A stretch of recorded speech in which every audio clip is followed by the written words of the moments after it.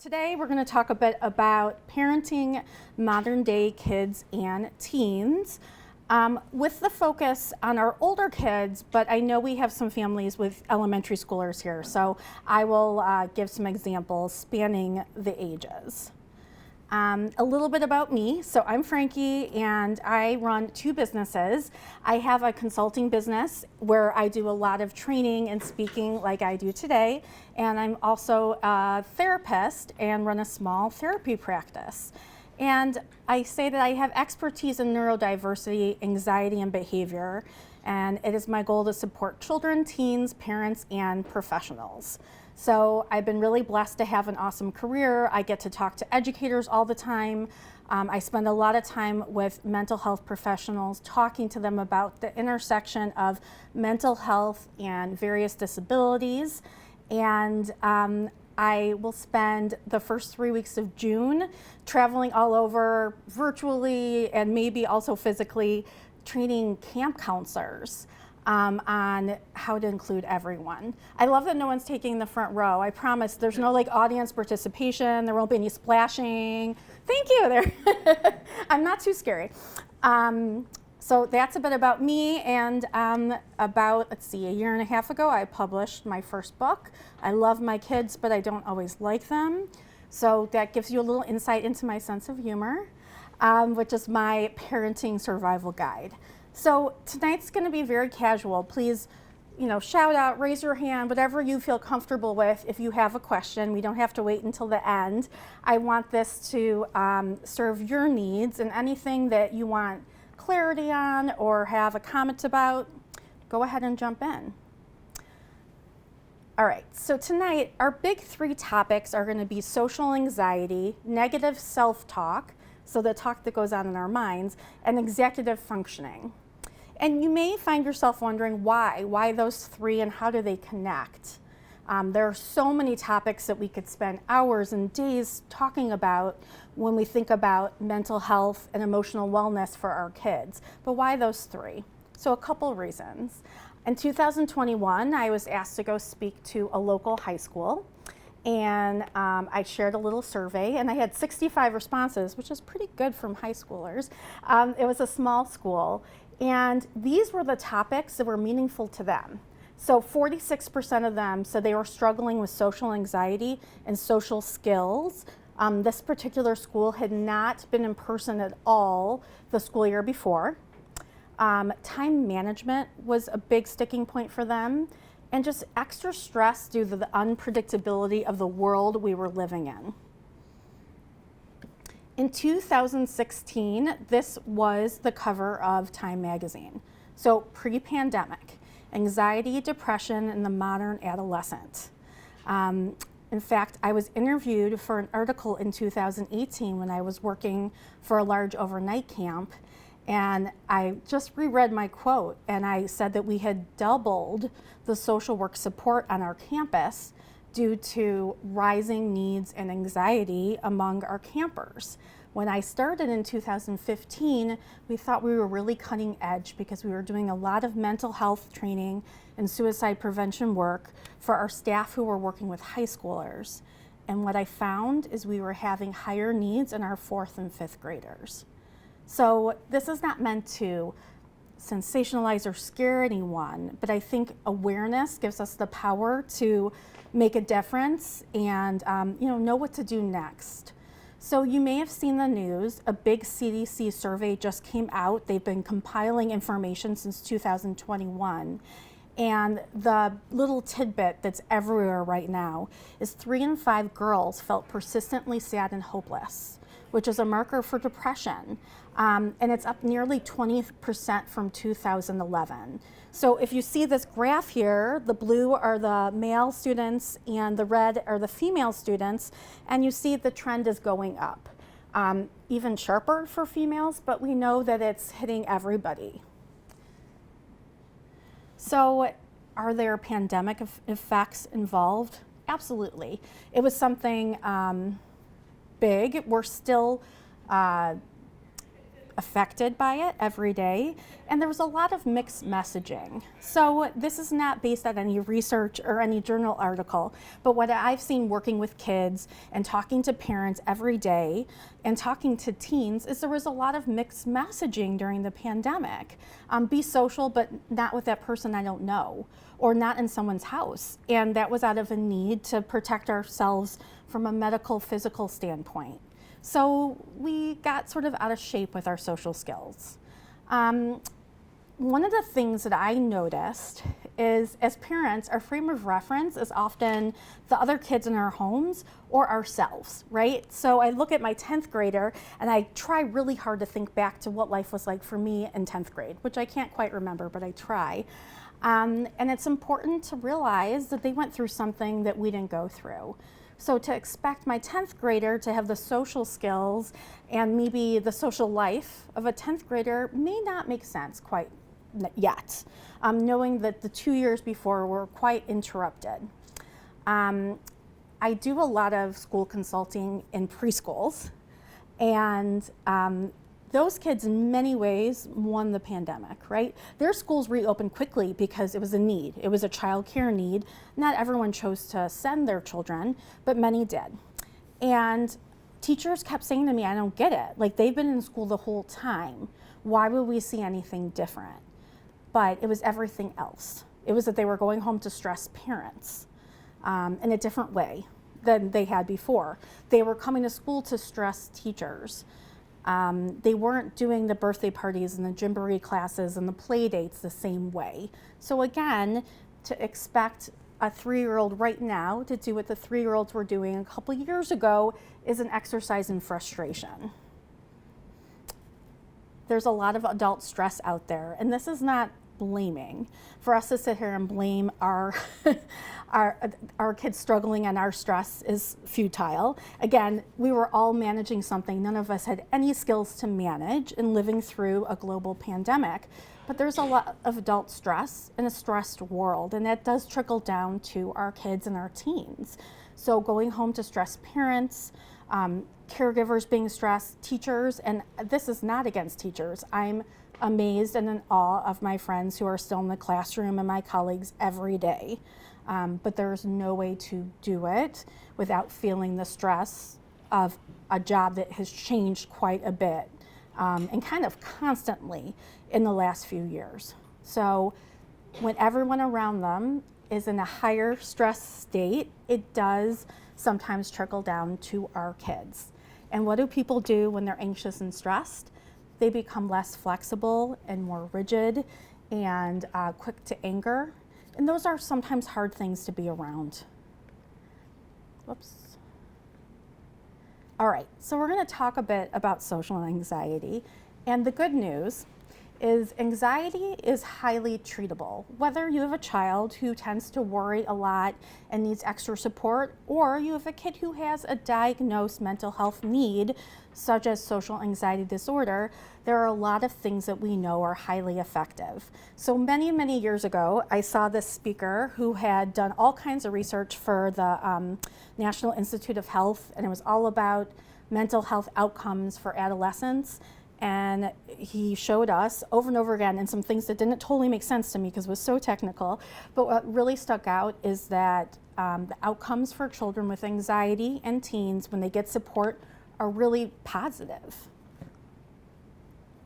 So how do you communicate effectively with a teen, especially one that is struggling, or maybe you have those preteens, those tweens, or I want to start a new group called like the preteens, those 8, 9, 10-year-olds. I mean, they are tough.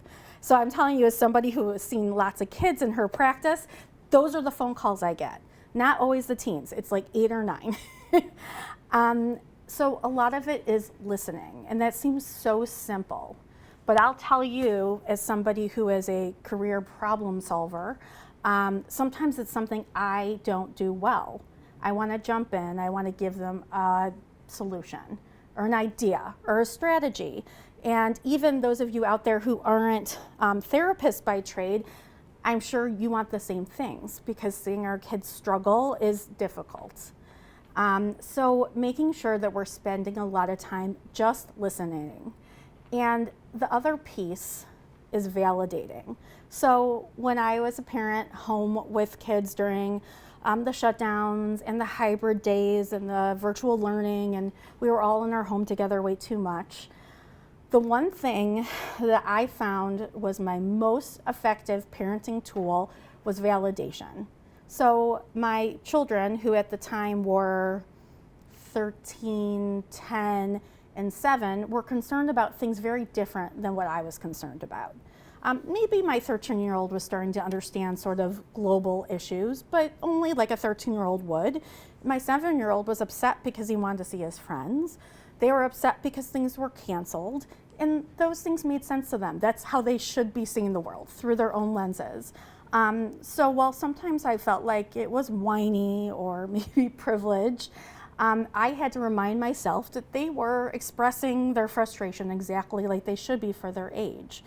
And the most powerful thing I could do was just listen to them and say, yeah, that stinks. Yeah, I'm sure that's disappointing.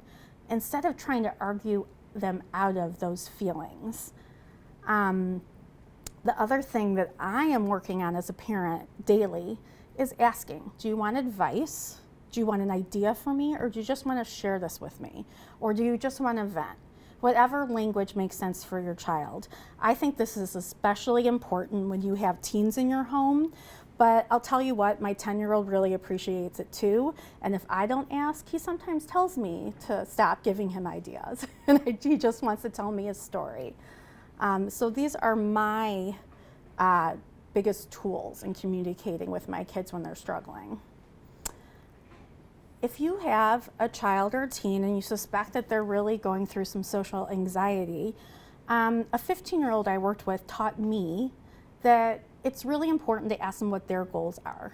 So maybe growing up, you were the kind of child who had big groups of friends and lots of plans, and that was what you wanted. Maybe you were quieter. Our kids may not be the same, and sometimes that's a hard realization. So instead of assuming that maybe our quieter high schooler who is not out a lot on the weekends is unhappy, it's a great topic to bring up and casually ask them. Like, how are things going? Are you enjoying the people you're eating lunch with? Or are you finding someone to eat lunch with? Sometimes they're just fine, even though it doesn't look the way we think it should in our minds. So I had this very intelligent 15-year-old that said, everyone's giving me a hard time. I should be more social, I should join clubs, I should do this, I should do that. I have 2 good friends and I'm fine. Why is it okay for my parents to have 2 good friends but not for me? And it really was an aha moment for me. I tell my kids all the time that as you get older, sometimes you realize it's those people in your life that you really trust, and it doesn't have to be a large group. So it's important to take into account different styles and different needs of the different kids, even in your own household. The other thing that you can do to help when kids are struggling socially is really listen to what they like to do. You know, I learned this the hard way in many ways, having 3 kids. Sometimes I want to sign them up all for the same thing, or the activities around the block. But finding something that they really love and are passionate about is really key to making those social connections, because that's where they find those kids and those peers that really speak the same language and have those same interests. So many years ago, I saw Temple Grandin speak. I don't know if any of you know who she is. Yeah, I see some heads nodding. She is wonderful. She is a woman with autism, and she is a disability advocate, and God, I can't remember her title. Does like farming equipment, engineering, does all kinds of cool stuff. And the one piece of advice that she said that really stuck with me is a woman raised her hand and said, my child wants to make friends and he can't. He's struggling, what should I do? And she said, figure out what he likes to do and find other kids who like the same thing. It may not be easy, right? Like if he likes to ride his bike, you might have to create a bike riding club, but get him with his people, and that's where the friendships will form. And I have shared that advice for years and years, and even though sometimes it can be a challenge, I have found that to be really effective. The other question I ask to my own teens and the teens I work with is, how can I help? Or how do you want my help? Or do you want my help? Asking these questions and even allowing, especially our tweens and teens, to share their opinions and their style and how they want to be supported by us goes a long way in actually getting that buy-in and having kids who want to talk to us. So other ways to stretch social opportunities. Finding others who have similar interests, and maybe your school or your district or your community can help. Really working with our kids to be open-minded and trying things, which can be incredibly difficult when we have an anxious child. Sometimes even reassuring them that they can quit, which I know sounds weird. It was certainly not the way that I was brought up. But I learned, in my parenting and in working with a lot of parents, that sometimes there's great strength in being able to quit, because that allows us to try things. So when I've given my kids a freedom of, you can try this without the commitment, it's way less overwhelming. And remember, there are benefits to having all types of relationships: close friends, school-only friends, acquaintances, class partners, and so on.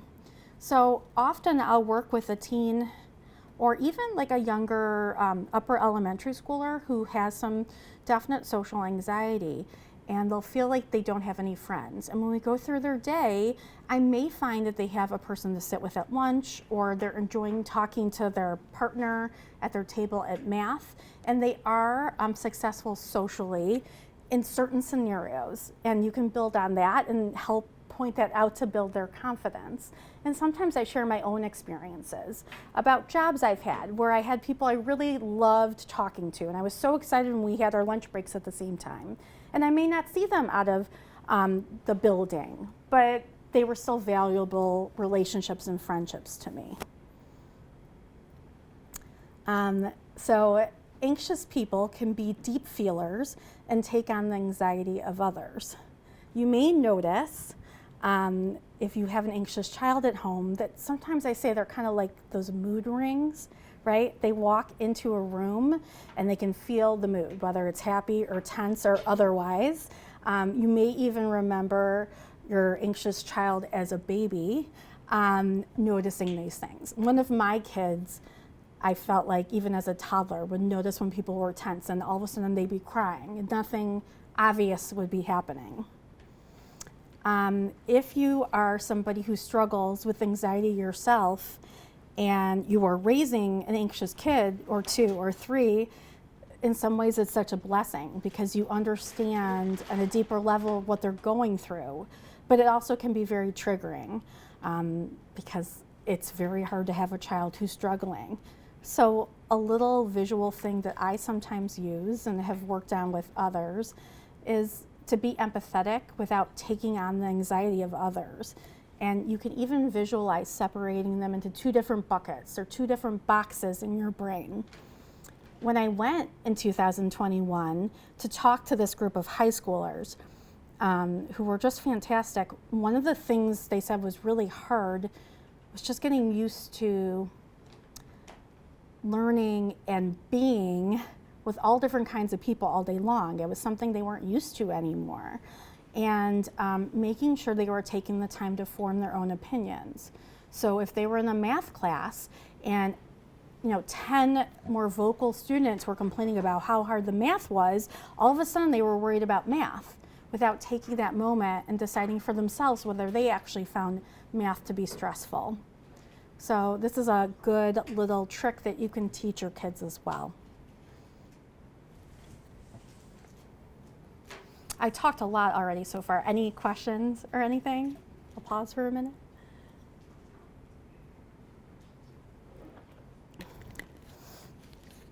All right, so if you have an anxious child at home, yeah? If you have a child who's actively, like they're activated, their heart's racing, their mind is racing, their body's like shaking up, as a parent, what are some things that we can kind of do to support them during that time? Yes, that is a tough place to be. So it depends on a few things. And there's a couple things I like to try. So if they're really heightened, it is most likely not the best time to actually have a conversation about their feelings. It's usually a good time to just do something comforting, which could be a distraction. Like, you know what, let's just watch a show together, and then when we're all calm, we'll talk about this. Or, a snack, taking a few deep breaths if they're open to it. Sometimes they may throw things at you. And I get that, right? Because it's kind of like when you're really amped up and someone tells you to calm down. Like, that makes me really mad too. And then when they're calm, it's a great time to revisit, like, tell me what's going on. What's up with what happened? I recently just was listening to a therapist who specializes in anxiety and OCD, and she taught me not to ask why, which is interesting because I was asking why a lot, but instead to use the phrase, tell me more about that. And it was like a duh, but also a game changer for me in my professional practice and in my life. Because once you ask why, it sometimes accidentally sounds judgy. Like, why would you be so upset about that little thing, right? But tell me more about that just sounds interested. So I've been trying to use that phrase more, and I think it's really effective. There's two different reasons that people get really amped up, where you see the physical anxiety, like shaking, crying, they could be screaming. It can look almost like a younger child tantrum or a meltdown. Sometimes they chemically have something going on called panic, which isn't always triggered by something. It's really a chemical imbalance, and other times it's more of an anxiety attack brought on by something that's triggering them. It could be a phobia, it could be social anxiety, it could be many things. And the body starts to get ready to fight. So somebody once explained it to me that, anxiety is a good emotion to have. You don't want to not be on alert if you have a bear chasing you. Unfortunately, if you have an anxiety disorder, the brain tends to overreact at things. And sometimes it feels like you're getting ready to run away from a bear when you may just really have a block in talking to the peers at a birthday party or asking a teacher for help. That's a big one I get a lot, even from high schoolers. And you really just have to wait it out until the body resets. And it's a terrible feeling physically as well. Does that answer a bit? Okay. Anybody else? All right. A big part of social anxiety and any kind of anxiety, even just high levels of stress, is negative self-talk. So, whoops, it's in the wrong place. So, a big saying in therapy worlds and in life, our thoughts are just thoughts, right? Not every thought that pops into my head I have to really pay attention to and has to be accurate or real. Thoughts happen pretty automatically. And it's good to take a moment and decide whether we want to pay attention to them. So if you've ever been to a therapist or had any therapy training, cognitive behavioral therapy is the bigger therapy probably in working with anxiety. And we talk about this little triangle. So you have a thought, it creates a feeling, and then there's an action or behavior. The part that we have some control of is that behavior. So there's lots of little tricks that I teach kids and teens in my practice, right? And you may want to use these little sentence starters here. Like, is it possible that that kid wasn't actually looking at you strangely, but they were thinking about something else? Like, that might be something I would say aloud to one of my kids. Or tell me more about that. Once I've taught this strategy, I might say, oh, what evidence do you have that that's true? So I was working with a child a while back who was having severe anxiety the last 45 minutes of every school day because they were worried their parent wasn't going to pick them up. This was not like a trauma situation which a parent was not picking them up or they weren't being taken care of. The kid knew it didn't really make sense, but they couldn't move past that. And one of the things we did was looking for the evidence, right? So we made aligned on a piece of paper, and what evidence is there that this could happen, and what evidence is there that this couldn't happen? And we played out all the scenarios. And they actually say that once you do this enough, that's where we do start to have some control of our thoughts. We're actually training our brain not to go to the negative. Here's my favorite negative self-talk tips. Boss them back. You can say you're lying, or that is not true, or you do not speak the truth. One of my clients came up with that one. Ask yourself what the evidence is, and oftentimes there isn't any. Or you can use that ugh but statement, like, ugh, I hate homework, but I can start with the easiest assignment. And I like that one because it's acknowledging that something may be negative and have a bright side to it. This little card here is one that I've made with my own kids and I've made with clients. You know, you could make it on the computer, you could write it on an index card, and they may even keep it like in their lunchbox. Maybe lunch is the stressful time, or in their backpack, or have 20 of them to remind themselves of these little techniques. And it's good for adults too. So your thoughts are not inevitable outcomes or pronouncements of the truth. And you're going to want to practice with yourself maybe, or with your kids. Ugh, I really wanted to be invited to that party, but I have plans for Saturday night with people who are nice. And see, what that statement does is it validates the hurt. It's hard when you're not included in something you want to be included in, even if you do have something else. You can feel both things. Ugh, I got called on in class and I said the wrong answer, but probably no one will remember tomorrow. Talk to yourself with the same kindness you'd show a friend.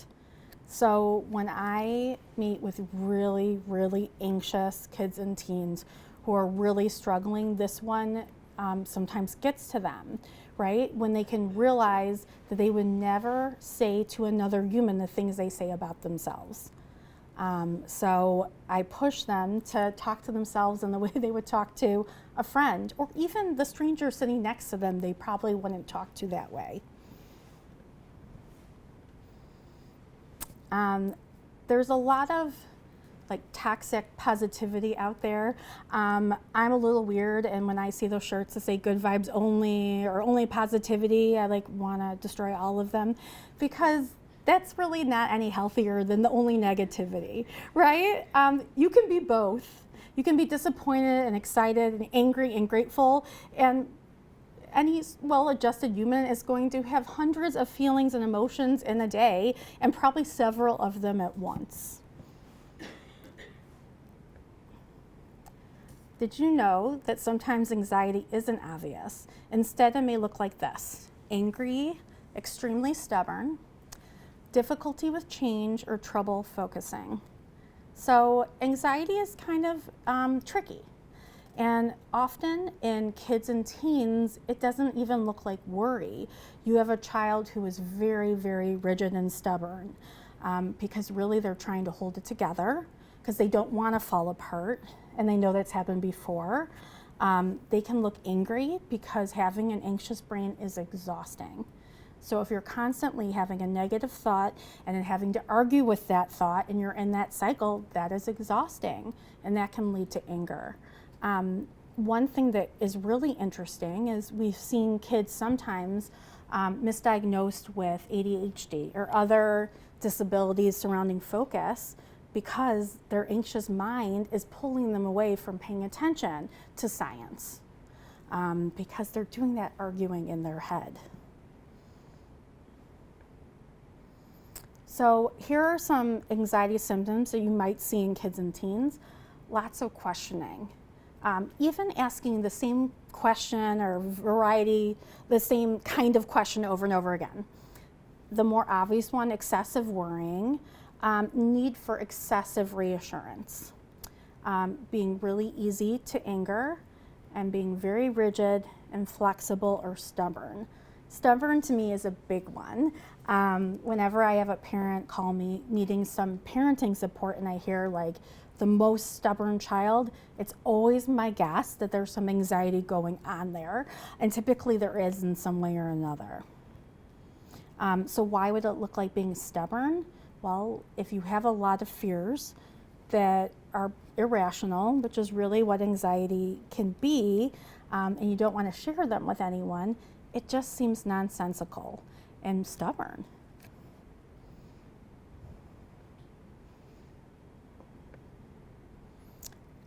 These children, those who are anxious, are often mischaracterized as stubborn, defiant, that's a big one too, or something worse. So they may be the kids or the teens who aren't listening to a teacher, who aren't listening to adults because they can't, because they're stuck in something or stuck in a worry that is, taking the front seat in their brain at the moment. One of the biggest questions I get daily is, when is it time to seek out therapy? So here are a few things.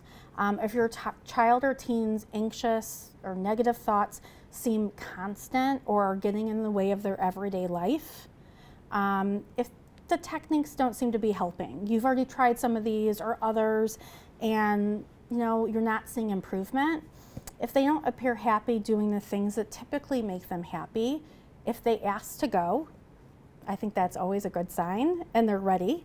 And if you find yourself wondering often if therapy would be a good idea, my advice is to go for it.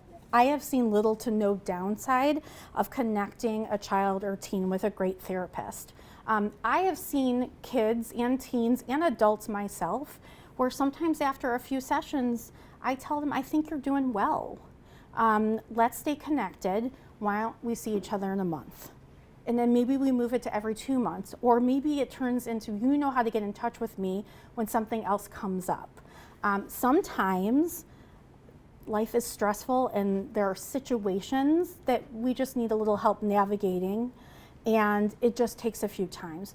Or you could be a highly anxious kid or teen who really is ready for change and implements things quickly, and it doesn't need to be a long-term, weekly or bi-weekly relationship. In cases of children with anxiety disorders, they have super strong brains and are constantly fighting with themselves to move through life. So many, many years ago, I had a child who was really struggling with school refusal. There was nothing going on at school that wasn't appropriate.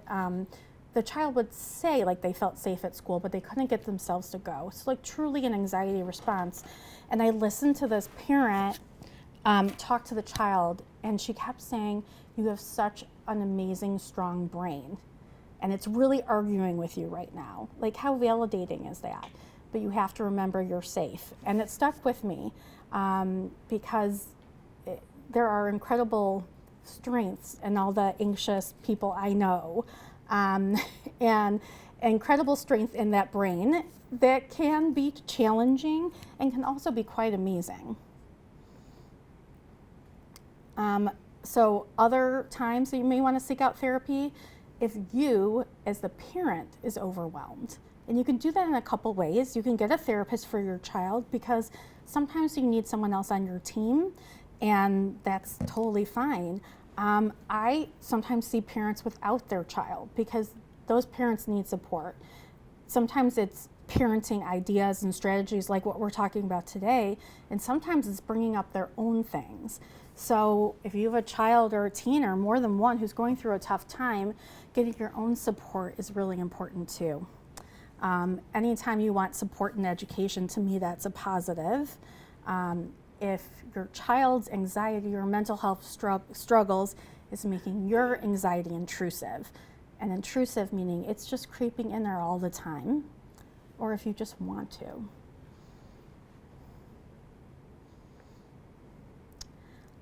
So anxiety and stress can affect short-term memory while you're in that anxious time, not forever, productivity and time management. So here's where the next thing, that time management piece does connect to a presentation about mental health. So let's talk a bit about executive functioning and specifically about time management. It's always difficult as kids get older and we want to back up a bit and let them figure out these things themselves. So I say the best way to teach a child or a teen, or even help yourself learn how to get a bit more organized with time management, is to not be afraid to try a lot of different things. Try something digital. Try a plain notebook with Post-it notes or a planner. Try Post-it notes. Keep trying until you figure out what is the most helpful. And sometimes it's a combination of all of them. So I'm an adult with ADHD, and I find that sometimes I need a combination of things. So I'm very married to my Google Calendar. If something's not on there, it doesn't really exist. But I also like to see things visually, and for whatever reason, seeing it on my computer screen doesn't always excite me. So I also have one of those big, like, office laminated 12 months of the year. Everyone know what I'm talking about? Or maybe you've seen them. That helps me see the whole year at once. Then I have a bigger month and even a week. And that helps me with my to-do lists. Also, if you have a child with ADHD or even with some focus issues due to anxiety, novelty is really helpful. So sometimes something's working really well for me for a long time, and all of a sudden I start to miss things, and just by shaking it up a little bit and trying something new, I start paying attention to it more. So I used to totally rely on the Google Calendar notifications, like you have this in 5 minutes. Something happened, and now it's like I just dismiss them without reading it. And I cannot get myself, you do it too? Good, I'm glad it's not just me. I can't get myself to reverse. What'd you say? I go dismiss all. Right. It's coming up in the middle of what you're saying. Exactly. It's just another distraction. And I think I'm physically like, leave me alone, right? So it stopped working. So I went to setting alarms on my phone. There was one that went off today to make sure I came here. So, sometimes we do need to mix it up. It happens, I love timers. I'm kind of a dork about them. If you follow me on social media, it just happens. I work with a few companies that keep sending me samples. So my teenagers were like, you got all of this for free? And at first they were impressed. And then my 16-year-old looked at me and said, so you're kind of like a timer influencer? And she was not impressed anymore. But yes, I find them very helpful. So sometimes using a timer to start a task, right? Like, don't you have that test to study for? Maybe you should set a timer for 15 minutes so you get up after you're done relaxing and start your task. To finish a task, right? Like when the timer goes off, you need to be done with, building that Lego set or, playing basketball outside, and you need to get to work. Maybe taking a break using a timer. Or doing a piece of a project. It's such a struggle for so many of our students to do these long-term projects that they start to get more and more as they get older. Even going to bed, right? Because we can get so involved in what we're doing. It for sure happens to our teens. So using something sort of automated, like a timer, or I honestly have used the screen time mode on my phone. So on Apple, you can have your phone shut off at a certain time. Now, I'm the adult running the Apple family, whatever. I know the password. So I'm not saying I don't have a choice to make, but for me, it reminded me to make a choice, because what I was doing is mindlessly scrolling. They call it like doom scrolling, right? At night, and then I was tired the next day. Oh, surprise, surprise. So sometimes I will set it to go off at 10 or 11, and then at least I have that moment to have a conversation with myself. Like, do I want to give myself 15 minutes? Should I close my eyes and see what happens? And I model that for my high schooler, who I'm less involved with her bedtime, if at all, as she gets older, as a trick that I use. I always say not all school supplies are created equal, so that's a great place to use some creativity too. I have so many visions of so many students that I've known throughout the years when I was teaching and consulting in schools who I saw so stressed at the end of an hour trying to shuffle papers, get them in a neat enough stack to put them in a folder. So what do? They just shove them at the bottom of the backpack, right? And they go and they never find anything again. So there are great office supplies for adults that may be better for certain kids, like the accordion folders and those ones that look kind of like plastic envelopes. So I'll show you guys at the end how you can sign up for my newsletter if you're interested, but I talk about just thinking outside of the box in terms of organization. And if you're feeling really physically disorganized at school, that can definitely impact your stress and anxiety level. Help your student to find their own organizational and planning style. So what I mean by that is sometimes we want to teach people to organize the way it works for us. It totally makes sense, and for sure share it, it may work. But it was always my pet peeve when I worked in schools when a teacher would mandate, even for a grade, that kids organize a certain way. So, a wonderful science teacher and I would have a conversation and she'd say, Frankie, everyone has to have a binder. They have to have this on each tab. It has to be this color. It had to look this way. I'm teaching them how to organize. And then I'd say, you're teaching them how you organize, right? It didn't work for everyone. So be open to letting them try things and figuring it out themselves. Remember to right size your own expectations. The first thing might not work. And I love this concept of scaffolding your parenting support. So there is a great parenting book that came out about a year ago that has the word scaffold in it, but I can't remember the rest of it. It'll come to me, by Dr. Harold Koplowitz, who founded the Child Mind Institute in California, the first ever mental health nonprofit for children and adolescents. And he writes about parenting with a scaffolding metaphor. So if you go downtown and you see buildings under construction, they're being held up by scaffolding, right? They need the support. And when you have a young child, you're holding them up. You're basically doing their executive functioning for them. You don't want to just say, oh my goodness, you're in 6th grade and like pull everything away at once. That building will fall, right? Your kid will fall. But slowly start to peel away, and you can do that by helping them to recognize what works for them. So that is the end of the formal-ish presentation. If you would like, you can use this QR code and you can just go on the camera on your phone and you can sign up for my newsletter. I share lots of free content, or my website, I would say, is easy, but spelling my name is not easy. But it's frankiebaghdad.com.